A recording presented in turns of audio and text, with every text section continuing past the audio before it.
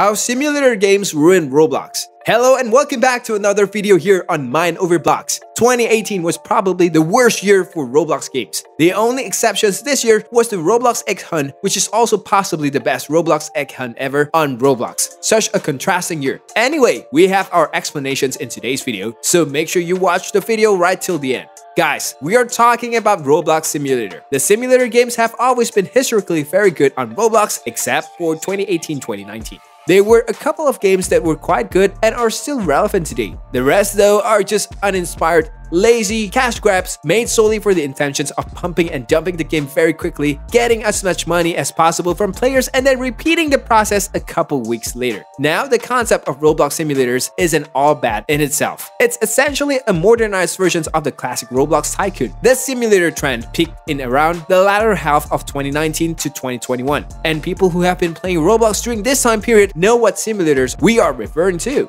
One of the best simulator games, Pet Simulator, is definitely a cash grab, and no, we are not criticizing the game because the gameplay was really enjoyable and every game developer at the point wants money from his game, so that's okay. However, a slew of Roblox developers were soon inspired to make their own pop-up simulator games on Roblox, and some of these games were based on stupid concepts. Take for example, Thinking Simulator. What was the game all about? Just moving around the map thinking about making more points? Now in 2018, we have so many of these silly games that were short-lived.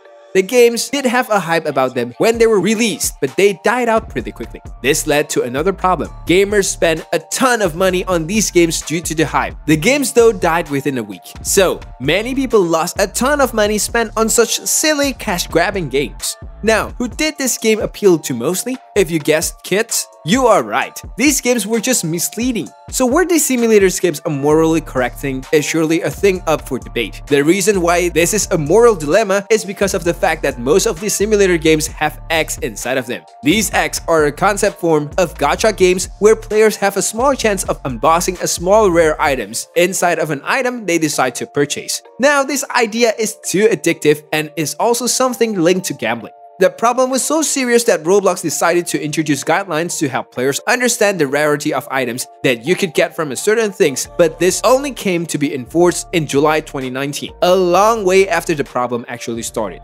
Like we said, kids were the ones affected the most since they had no knowledge about the rarity of getting an item in the game even if you spend money. And developers would just say you could get the item in the egg without ever being there in the first place, and remember, it wasn't compulsory to disclose this at that time. The worst part about this though was when simulator games started getting named. They would not call themselves simulator. For instance, Thinking Simulator, but they would be named something else altogether, like for instance, Ninja Legends. So, when you click on play, you think this game is something new and unique, and then when you play the game, you realize it's just a simulator game. This was totally misleading and you were most certainly ripped. It seems that Roblox was soon going to be the platform solely for simulator games until Crickcraft decided to speak out on the topic. Crickcraft basically said that the concept of pets was becoming far too common, and not only that, the same pets started appearing on all other games. Now, when Crickcraft uploaded the video back in 2019, he received some hate from not only developers but also gamers for some weird reasons. But he literally spoke the truth, speaking how these games were ripping off gamers and using unethical practices.